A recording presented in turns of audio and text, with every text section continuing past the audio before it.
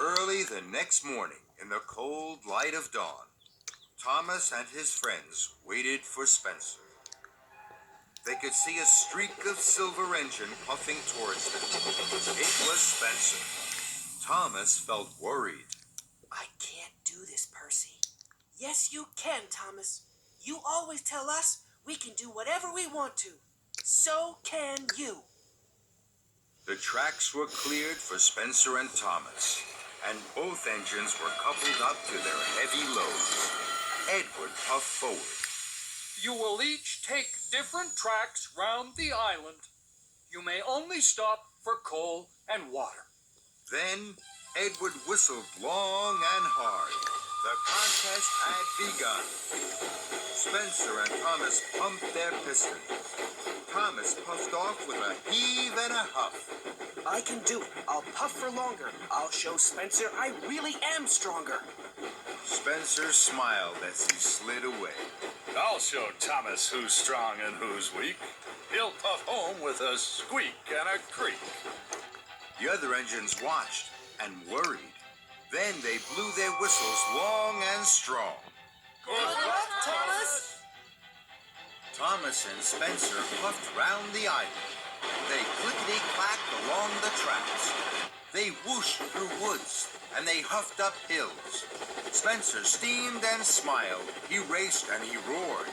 Thomas puffed and huffed. He heaved and he hauled. Silly little engine. When will he learn? You can do whatever you want to, and I want to win! Thomas was huffing up a steep slope. He was puffing and panting, and his axles ached. At last, he reached the top. Hooray!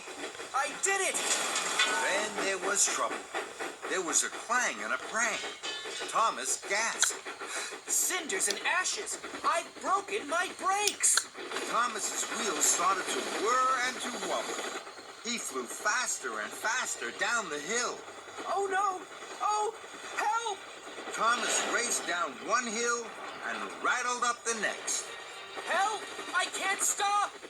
Thomas's heavy freight cars pushed him on and on, through a junction where Spencer was waiting, Blistering boilers. and into some potato cars. Potatoes bounced everywhere, but Thomas sped on into a flatbed of jelly barrels. Sticky jelly flew in the air and landed all over Thomas. But still he went on and found himself rolling along an old rickety track. Ahead, Thomas could see a thick wall of bushes. Fenders and funnels, how can I stop? With a scrunch and a crunch, Thomas crashed into the bushes and came to a stop. Flaming fireboxes! That was scary.